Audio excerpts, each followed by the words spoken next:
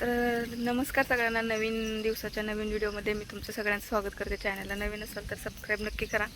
तर आत्ता वाजलेत 10:30 आणि बघू शकता आभाळ किती आलेलं आहे. आमच्या इकडे पूर्ण अंधारच दिसतोय. मी हे कडीपत्त्याचं झाड आहे त्याच्या खाली उभं राहिले आणि हे आंब्याचं झाड आहे. घराच्या पाठीमागच आहे, शेजारीच एकदम. तर 10:30 वाजल्यात. पावसाचं वातावरण आहे, म्हणजे पाऊस येतोय थोडा थोडा, रिमझिम रिमझिम चालू आहे. बंद होते चालू होते, बंद होते चालू होते. तर आज रविवारी सुट्टी आहे पोरांना, पोरं सगळे घरीच आहेत. तर बरेच कमेंट येतात त्या की ताई तुमच्याकडे पाऊस आहे का, पाऊस आहे का. तर आहे आमच्या इकडं पाऊस चालू, म्हणजे 2-3 दिवस झालं, 2-3 पाऊस चांगले झालेत. तर आत्ता थोडासा वापसा पण झाला आहे रानाला. तर कमेंट अशा पण येत होत्या की पेरणी चालू झाली का तुमची, काय पेरलं आहे रानामध्ये दाखवा म्हणून. तर रानामध्ये आणखीन तरी काय पेरलेलं नाही, तुम्हाला मी दाखवते. तर आज काल ट्रॅक्टर घेऊन गेले होते म्हणजे माझे मधवेदीर. तर ते पाऊस आल्यामुळं मग इथंच लावला ट्रॅक्टर आणि घरी आले. मग आज सकाळी सकाळी घेतले पेरायला. 10:30 वाजलेत आत्ता. ती बघा चिमू चालली. कुठं चालली चिमू, कुठं चालली, कशाला. शाळेला सुट्टी आहे तर आज पोरं बघा काय बघती रानाला. हा हे पलीकडे थांबा, कुठं चिमू बघा कशी पळत चालली.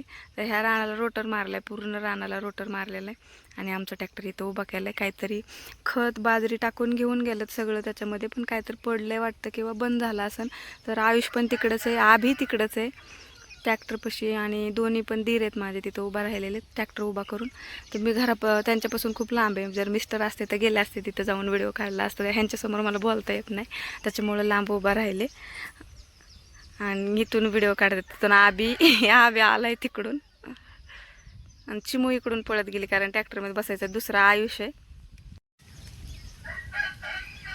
दुसरा आयुष्य आणि आभी अगोदरच गेलेत, ते ट्रॅक्टर सोबतच गेलेत. तर आबाळ दाखवते तुम्हाला, आबाळ कसं आलाय बघा. इकडचं रान आणखीन नाही काय केलेलं, इकडच्या रानाला तसंच आहे, फक्त इकडचंच नीट केलं आणि इकडं बाजरी पेरायची. ट्रॅक्टर घेऊन गेलेत. बघा आमच्या विहिरीला सगळे 2 ट्रॅक्टर, परत हे पोकलेनं आलेलं मशीन शेजारी आणून उभं केलं आहे, कारण विहिरीचं पूर्ण काम झाले. आणि हे मशीन शेजारच्या विहिरीकडे गेलं होतं. 2 शेजारीच विहिरी आहेत. तर आमची रिंग बांधायला, वरचं रिंग चालू आहे बांधायला आणि शेजारी बार घेऊन खोदायला चालू आहे. तर त्यांची पूर्ण झाली वाटतं, त्यांची पण ते इथं आणून लावलं मशीनी. आमचं काम चालू आहे, तुम्हाला दाखवते मी थांबा.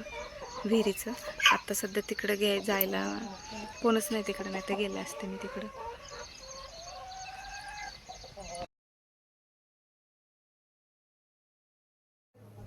तर ह्या कोण आल्यात, तो नवीनच दिसत आहेत ना तुम्हाला पण व्हिडिओमध्ये. तर ह्या नवीनच आहेत, गावातले आहेत आमच्या.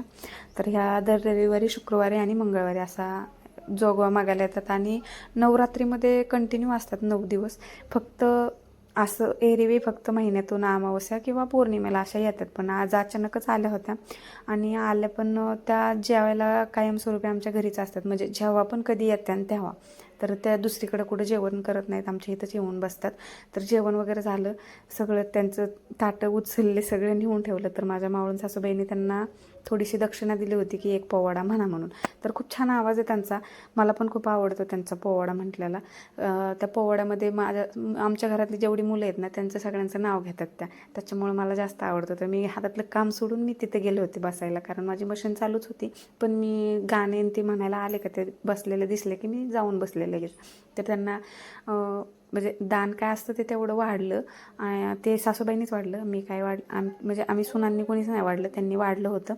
तर फक्त आम्ही जाऊन बसलो त्यांच्यापाशी, पाया वगैरे पडलो बरं का त्यांच्या. नंतर मग त्या गेल्या, पुढं जायचं होतं त्यांना, उशीर होतो आहे आणि 3-4 किलोमीटर चालतच जायचं होतं. त्याच्यामुळं मग त्या जेवण वगैरे केलं आणि लगेच निघाल्या. तर मी तिथून आले आणि माझं काम म्हणजेच माझं ब्लाऊज शिवायला घेतलं. आज मला वाटत होतं की माझ्याकडून 3-4 तरी ब्लाऊज होत्या, पण आजही काही झालेलं नाही. आजही एकच ब्लाऊज झाला आहे, कारण मध्येच मला पाणी भरायचं आलं.